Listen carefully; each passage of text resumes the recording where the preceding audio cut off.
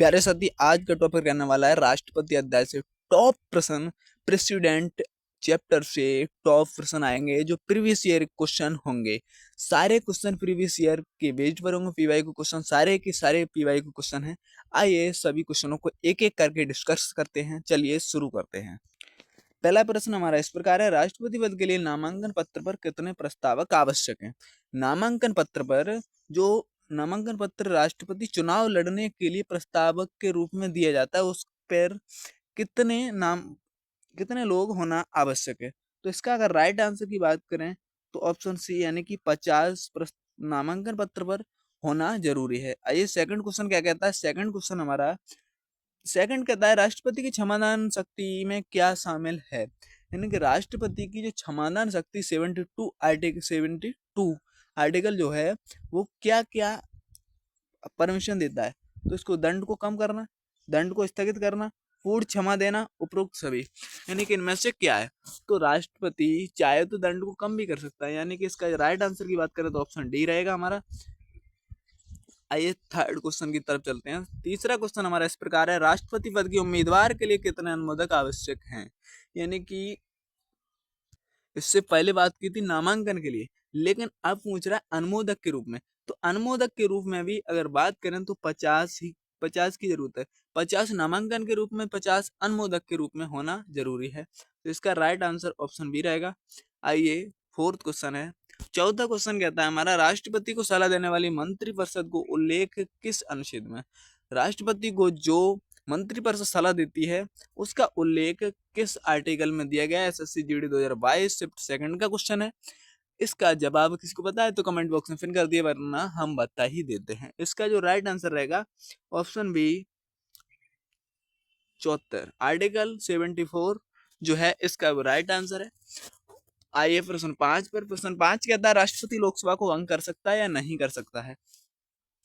तो इसका right answer, राष्ट्रपति को पावर है, शक्ति है कि वो लोकसभा को भंग कर सकता है। इसका राइट आंसर ऑप्शन ए रहेगा। आइए सिक्स क्वेश्चन है, राष्ट्रपति की अध्यादेश जारी करने की शक्ति किस प्रकार की शक्ति है? राष्ट्रपति अध्यादेश जारी करता है, वो किस प्रकार की शक्ति है? ये भी question SSC CGL 2023 shift third का पूछा गया क्वेश्चन है। एसएससी सीजीएल का है। प्रश्न 7 कहता है, राष्ट्रपति भारत के किस पदाधिकारी की नियुक्ति नहीं करता है? राष्ट्रपति किसकी नियुक्ति नहीं करता है? तो इसमें ऑप्शन 4 आपके सामने। पहला ऑप्शन कहता है प्रधानमंत्री, दूसरा राज्यपाल, तीसरा मुख्य न्यायाधीश है, चौथा मुख्यमंत्री है। यानी कि नियुक्ति किसकी नहीं करता है?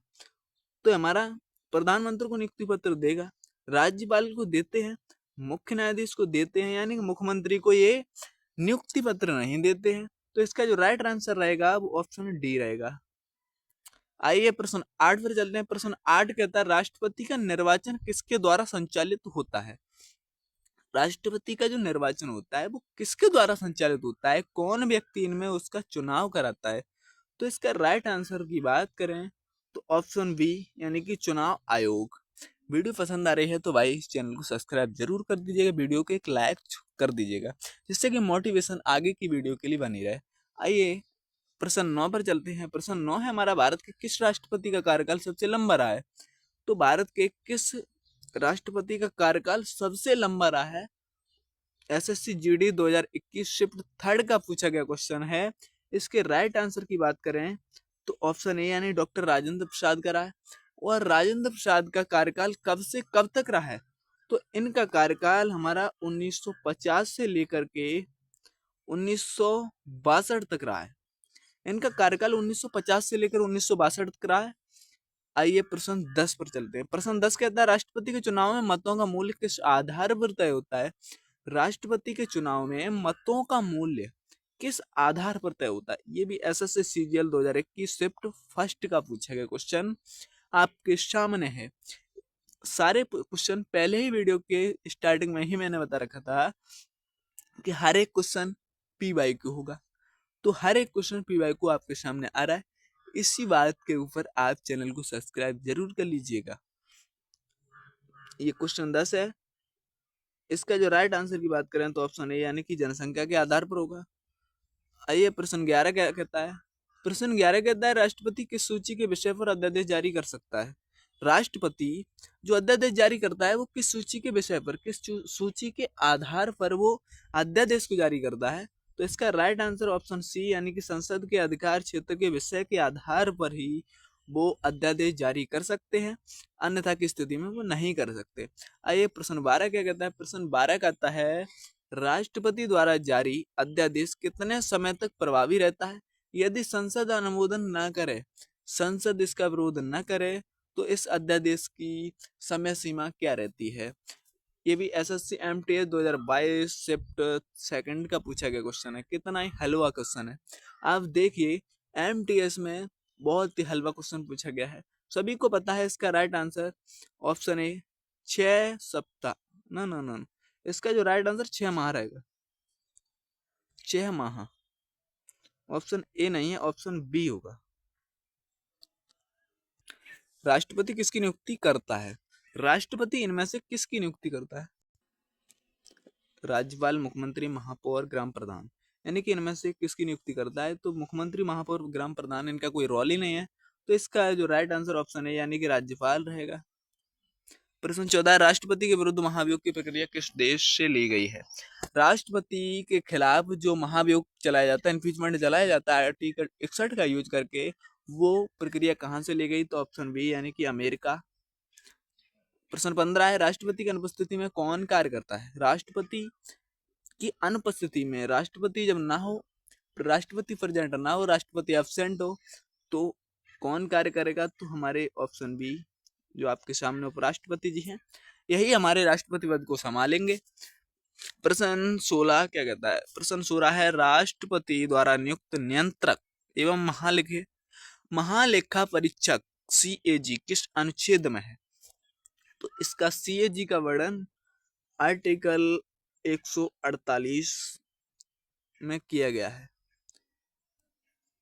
राष्ट्रपति वित्तीय आपातकाल किस अनुच्छेद के तहत घोषित करता है? राष्ट्रपति वित्तीय आपातकाल किस अनुच्छेद के तहत घोषित करता है? किसका यूज करके इसका अनाउंस करता है? तो इसका राइट आंसर ऑप्शन सी यानी कि 360, आर्टिकल 360 का यूज करके वित्तीय आपातकाल लगाता है। प्रश्न 18 है राष्ट्रपति चुनाव में निर्वाचन मंडल में कौन शामिल नहीं होता है? राष्ट्रपति का जो चुनाव होता है उसमें किस को शामिल नहीं किया जाता? किस सदन को? लोकसभा के निर्वाचित सदस्यों को, या फिर राज्यसभा के निर्वाचित सदस्यों को, राज्य विधानसभा के निर्वाचित सदस्यों को, या फिर राज्यसभा के मनोनीत सदस्यों को?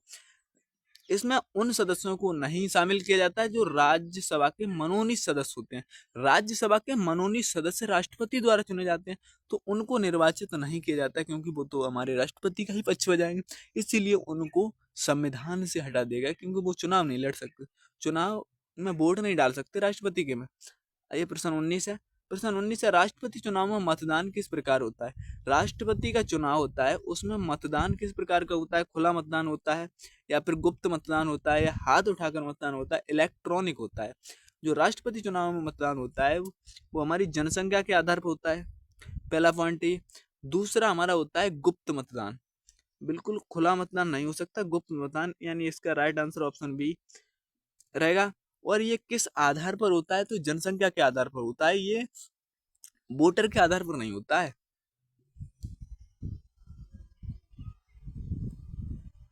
प्रश्न 20 है राष्ट्रपति किसकी सिफारिश पर लोकसभा भंग करता है? राष्ट्रपति लोकसभा भंग किसकी सिफारिश पर कर सकता है? तो इसका राइट आंसर अगर बात करें ऑप्शन बी यानी कि प्रधानमंत्री जी के कहने पर ही राष्ट्रपति प्रधानमंत्री का मेल जोल होता है, सलाहकार होते हैं एक दूसरे के सरकार चलाने में। अगर राष्ट्रपति सिग्नेचर नहीं करेंगे तो प्रधानमंत्री सरकार चलाएंगे कैसे?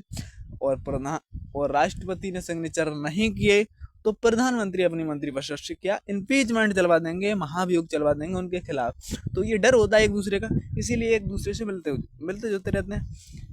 ये प्रश्न 21 है राष्ट्रपति की सभी कार्यपालिका शक्तियां किसके माध्यम से प्रयोग की जाती हैं?